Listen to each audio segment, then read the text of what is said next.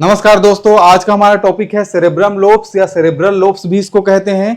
तो हमारा ब्रेन मस्तिष्क का जो सेरेब्रम है वो कितने लोब्स में, कितने भाग में डिवाइड है, कितने भाग में बटा हुआ है, उसके बारे में आज हम लोग पढ़ने वाले हैं। तो चलिए देख लेते हैं। उससे पहले देख लेते हैं थोड़ा सा सेरेब्रम के बारे में। तो सेरेब्रम क्या होता है? The largest part of the brain. हमारे मस्तिष्क का ब्रेन का सबसे बड़ा पार्ट होता है सेरेब्रम। और ये क्या होता है? Divided into two hemisphere. ये दो हेमिस्फीयर में, दो गोलार्ध में बटा होता है। कौन कौन सा दो गोलार्ध है? तो लेफ्ट एंड राइट गोलार्ध में, इन दो गोलार्ध में बटा होता है। तो यही जो गोलार्ध है, each hemisphere is divided into 4 lobes. अब यही जो गोलार्ध है, यही हेमिस्फीयर क्या है? चार चार लोब्स में डिवाइड है। कौन कौन से वो लोब्स है? तो फर्स्ट है फ्रंटल लोब, सेकंड है पैराइटल लोब, थर्ड है टेम्पोरल लोब और फोर्थ है ऑक्सीपिटल लोब। तो इसको हम लोग देख लेते हैं डायग्राम में। ठीक है, तो ये क्या है? हमारे मस्तिष्क का सेरेब्रम है, सबसे बड़ा पार्ट है मस्तिष्क का। और ये क्या होता है? दो गोलार्ध में, दो हेमिस्फीयर में बटा हुआ है। जैसे ऐसे मैं खड़ा होता हूं तो ये वाला क्या है? राइट हेमिस्फीयर है और ये वाला क्या है? लेफ्ट हेमिस्फीयर है। अभी जो दोनों हेमिस्फीयर है, इसके अंदर में चार चार भाग होते हैं। चार चार भाग में चार चार लोब्स में बटे होते हैं। कौन कौन से वो लोब हैं? ठीक है, तो देख लीजिए, ए हेमिस्फीयर भी 4 लोब में बटा है और ए हेमिस्फीयर भी 4 लोब में बटा है। कौन कौन सा लोब है? तो सबसे ऊपर वाले लोब को बोलते हैं फ्रंटल लोब, बीच वाले लोब्स को बोलते हैं पैराइटल लोब, साइड वाले को बोलते हैं टेम्पोरल लोब और सबसे नीचे वाले लोब्स को बोलते हैं ऑक्सीपिटल लोब। अब यही चारों लोब इस साइड में भी डिवाइड है, इस साइड में भी प्रेजेंट है, बटा हुआ है। अब देख लेते हैं इनमें कुछ और बहुत ज्यादा इंपॉर्टेंट पार्ट्स के बारे में। इन पार्ट्स के बिना ये लोब्स अधूरा है, तो ये पार्ट्स को आपको जानना बहुत जरूरी है। तो देख लेते हैं। इसमें सबसे फर्स्ट पार्ट है सल्कस। अब ये सल्कस क्या होता है? सल्कस इज अ ग्रूव और depression found in the surface of the cerebrum. ठीक है, ये जो सेरेब्रम है, सेरेब्रम में क्या होता है? एक नाली जैसा या एक अवसाद, अवसाद मतलब क्या? धंसा हुआ पार्ट पाया जाता है। अब यही पार्ट क्या करता है? Help divide into cerebrum into lobes. अब यही जो सल्कस है, ये सल्कस क्या करेगा? हमारे जो लोब्स हैं उसको अलग अलग करेगा। अगर ये सल्कस नहीं होता तो हमारे जो लोब्स हैं वो अलग अलग नहीं हो पाते। तो इसको डायग्राम में देख लेते हैं। ठीक है, तो ये देखिए, ये जो आपको दिखाई दे रहा है, ये सब क्या है? सल्कस है। इधर ये वाला, ठीक है, ये जो सल्कस है इसको क्या बोलते हैं? सेंट्रल सल्कस बोलते हैं। यहां से यहां तक इसको भी सेंट्रल सल्कस बोलेंगे और इसको भी सेंट्रल सल्कस बोलेंगे। अब देख लेते हैं सेकंड सल्कस के बारे में। तो सेकंड सल्कस है लेटरल।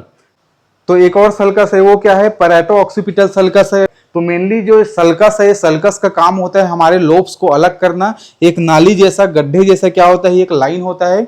अब यही क्या करता है? हमारे लोब्स को अलग अलग करने का काम करता है। ठीक है, अभी सारे सल्कस है, जितने भी सल्कस दिखाई दे रहे हैं, central sulcus, lateral sulcus, parieto occipital sulcus, इन सब सल्कस को एक साथ क्या बोलते हैं? तो all sulcus together called sulci. अब सब सल्कस को क्या बोलते हैं? एक साथ सल्की कहते हैं। ये एक इंपॉर्टेंट पार्ट हो गया। अब दूसरे इंपॉर्टेंट पार्ट के बारे में देख लेते हैं। ये भी बहुत ज्यादा इंपॉर्टेंट है, तो बहुत ज्यादा इंपॉर्टेंट, इसके बारे में देख लेते हैं। सेकंड इंपॉर्टेंट पार्ट है गायरस। अब ये गायरस क्या होता है? तो गायरस क्या होता है? राइज्ड रिज और fold present in the lobes. अब लोब्स में जो उभरा हुआ पार्ट दिखाई देगा आपको, लोब्स में क्या होगा? जो उभरी हुई लकीर या मुड़ा हुआ लकीर दिखाई देगा, ये सब लकीर को क्या बोलते हैं? गायरस बोलते हैं। अब इसको देख लेते हैं। ठीक है, तो ये जो आपको दिखाई दे रहे हैं सब लकीर, इन सब लकीर को क्या बोलेंगे? जो हर लोब्स में पाया जाता है, इन सब लकीर को गायरस बोलेंगे। ठीक है, इन सब लकीर को एक एक करके बोलेंगे तो गायरस कहलाएगा, और सबको एक साथ बोलेंगे तो क्या कहलाएगा? All gyrus together called Gayri. तो सभी गायरस को एक साथ बोलेंगे, इसमें का, इसमें का, इसमें का। ये सब जो गायरस दिखाई दे रहा है, उभरा हुआ पार्ट दिखाई दे रहा है, इन सब उभरा हुआ पार्ट को एक साथ अगर बोलते हैं तो गायरी बोलेंगे, और एक एक करके बोलेंगे तो गायरस कहेंगे। ठीक है, ये गायरी का काम क्या होता है? ये गायरी का काम होता है कि ये क्या करता है? हमारा जो ब्रेन है उसको फोल्ड करके रखता है। जिससे फोल्ड करता है तो क्या होता है? उसका सरफेस एरिया बढ़ता है, और जो न्यूरॉन्स है उनको काम करने में और डिवाइड होने में क्या होता है? आसानी होता है। ठीक है, उनको काम करने में, उनके फंक्शनल में, स्ट्रक्चर में ये मदद करता है। ये फोल्ड्स क्या करते हैं? सरफेस एरिया को बढ़ाने का काम करते हैं। अब इन लोब्स के बारे में वन बाय वन करके डिटेल से पढ़ेंगे। चलिए फ्रेंड्स, इन लोब्स के बारे में डिटेल से पढ़ लेते हैं। तो सबसे पहले देख लेते हैं फ्रंटल लोब के बारे में। फ्रंटल लोब के लोकेशंस की बात करें, स्थान की बात करेंगे, कहाँ पाया जाता है? तो frontal lobe front of the brain behind of the forehead. Frontal lobe मस्तिष्क के सामने पाया जाता है और फोरहेड, हमारा जो माथा है, उसके पीछे पाया जाता है। अगर इसकी बाउंड्रीज की बात करें, सीमाएं की, ये कहाँ फैला है और कौन इसको डिवाइड करता है, उसके बारे में पढ़ लेते हैं। ठीक है, तो बिहाइंड इसके पीछे देखें तो सेंट्रल सल्कस होता है। अब सेंट्रल सल्कस क्या करता है, separate it from the parietal lobe. इसको डायग्राम में देख लेते हैं। ठीक है, इसके बिहाइंड, बिहाइंड मतलब पीछे, ये वाला पार्ट क्या होता है, जस्ट इसके पीछे होता है। तो इसके पीछे क्या होता है, सेंट्रल सल्कस होता है। अब ये सेंट्रल सल्कस क्या करता है, ये जो पैराइटल लोब है, इस पैराइटल लोब से जो फ्रंटल लोब है उसको अलग करने का काम करता है। एक इसकी फर्स्ट बाउंड्रीज हो गई। सेकंड बाउंड्री की बात करें तो इसकी सेकंड बाउंड्री है जो इसके नीचे होती है, बिलो होती है, तो लेटरल सल्कस होता है। लेटरल सल्कस क्या करता है, separate it from temporal lobe. Temporal lobe से फ्रंटल लोब को अलग करता है। इसको भी डायग्राम में देख लेते हैं। तो ये जो सल्कस है जिसको लेटरल सल्कस बोलते हैं, ये क्या होता है, बिलो होता है, मतलब नीचे में होता है। अभी नीचे में होता है। अब ये क्या करता है, जो फ्रंटल लोब है उसको टेम्पोरल लोब से, ये टेम्पोरल लोब हो गया, तो फ्रंटल लोब को टेम्पोरल लोब से अलग करने का काम करता है। ये हो गई इनकी बाउंड्री, सीमाएं के बारे में। अब देख लेते हैं जो फ्रंटल लोब है उनमें कौन कौन से फंक्शंस होते हैं, वहां पे क्या कार्य होते हैं। तो इसमें होता है वॉलेंट्री मूवमेंट। जितने भी वॉलेंट्री मूवमेंट है वो कहाँ पे होता है, तो जो फ्रंटल लोब है वहां पे होता है। अब फ्रंटल लोब में जैसे एग्जांपल से समझें तो जो वॉकिंग, रनिंग, राइटिंग, ये सब चीज होता है, जो लिखने का काम करते हैं, दौड़ने का काम करते हैं हम लोग, चलने का काम करते हैं, तो ये सब वॉलेंट्री मूवमेंट कहाँ पे होता है, तो फ्रंटल लोब में होता है। सेकंड बात करें तो स्पीच प्रोडक्शन। स्पीच प्रोडक्शन जो हम लोग बोलते हैं, स्पीच जो लैंग्वेज का प्रोडक्शन होता है, जो हम बोलते हैं वो कहाँ पे होता है, तो ये भी फ्रंटल लोब में होता है। थर्ड देखें तो डिसीजन मेकिंग। डिसीजन मेकिंग हो गया, प्लानिंग हो गया, थिंकिंग हो गया, रीजनिंग हो गया। प्लानिंग मतलब कोई भी हम लोग प्लान करते हैं, थिंकिंग मतलब कुछ भी सोचते हैं, डिसीजन मेकिंग कोई भी डिसीजन लेते हैं, तो ये सब भी क्या होता है, फ्रंटल लोब में ही मौजूद होता है, वहां से ही ये कंट्रोल होता है। ठीक है, नेक्स्ट बात करें तो पर्सनालिटी एंड इमोशनल कंट्रोल। हमारी जो पर्सनालिटी जो निकल के आती है वो भी फ्रंटल लोब से वो मैनेज होता है, कंट्रोल होता है। और हम जो इमोशनल हो जाते हैं, हमारा जो इमोशंस है वो भी फ्रंटल लोब ही कंट्रोल करता है। तो ये सब फ्रंटल लोब के काम हो गया। अब देख लेते हैं इसके नेक्स्ट लोब के बारे में, तो वो है पैराइटल लोब। ठीक है, तो पैराइटल लोब के बारे में देख लेते हैं। इसकी लोकेशन, स्थान की बात करें तो इसके स्थान में क्या होता है, top middle area of the brain.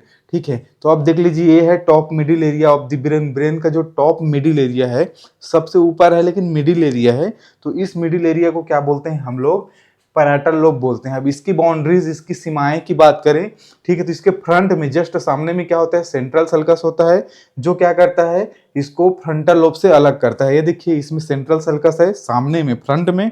अब ये क्या कर रहा है, जो फ्रंटल लोब है उससे पैराइटल लोब को अलग कर रहा है। तो ये दोनों काम करता है, पैराइटल लोब को फ्रंटल लोब से अलग करता है, फ्रंटल लोब को पैराइटल लोब से अलग करता है, मतलब दोनों लोब्स को अलग करने का काम करता है। ये फ्रंट की बात हो गई। इसके बिलो, इसके नीचे बात करें तो इसके नीचे क्या होता है, इसके नीचे होता है लेटरल सल्कस। ये जो है ये क्या होता है, पैराइटल लोब के नीचे होता है। अब पैराइटल लोब के नीचे होता है तो ये क्या करता है, separate it's from temporal lobe. अब इसको टेम्पोरल लोब से अलग करने का काम करेगा।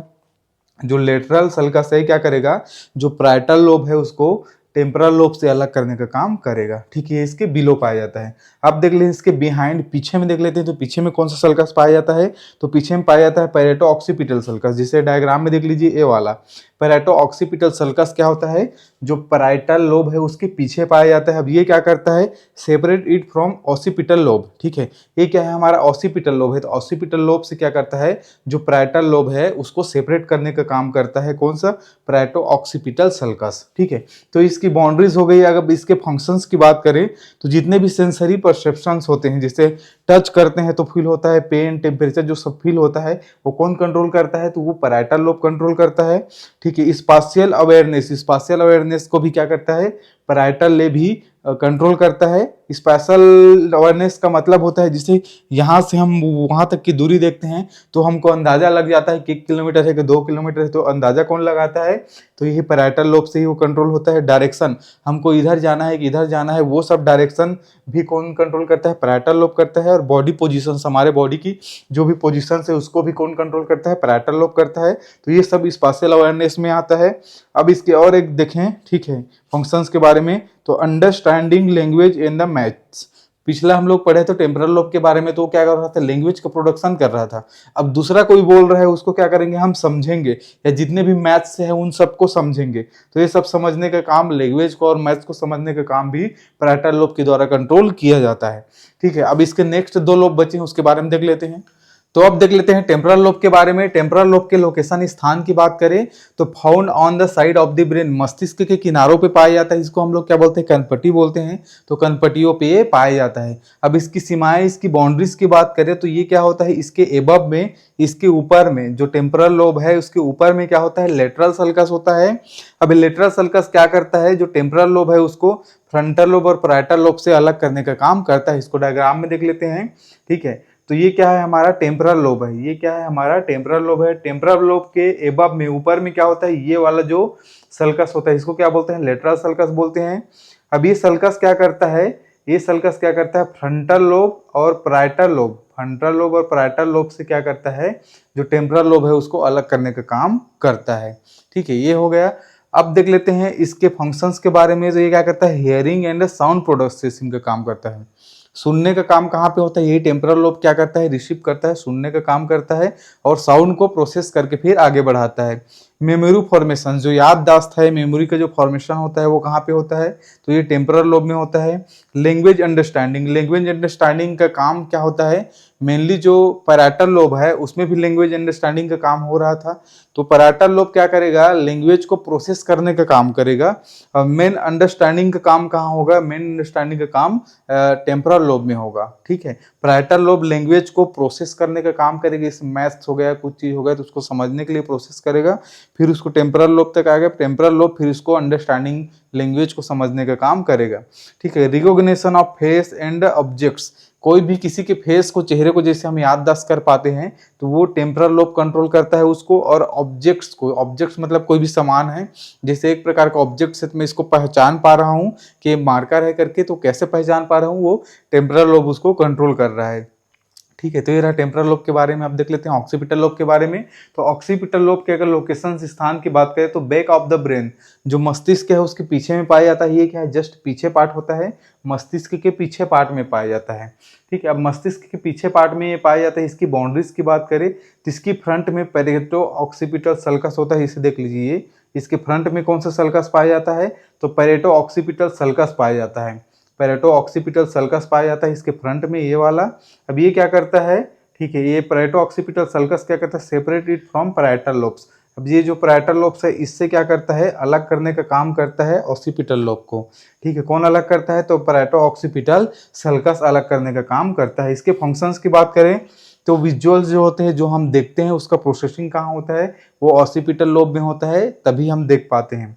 ठीक है, ये कंट्रोल करता है विजुअल प्रोसेस को। इंटरप्रिटेशन ऑफ कलर्स, कोई भी कलर को पहचानना है, लाइट को पहचानना है, मोशन, किसी गति को पहचानना है या किसी शेप को, किसी के आकार को पहचानना है, तो ये सब काम, ये सब कंट्रोल कौन करता है, तो ऑक्सीपिटल लोब करता है। तो ये रहा फ्रेंड्स सेरिब्रम के लोब्स के बारे में। अगर ये वीडियो आपको अच्छा लगा हो तो वीडियो को लाइक कर दीजिएगा। ऐसे वीडियो और देखने के लिए चैनल को सब्सक्राइब कर दीजिएगा। Thank you so much.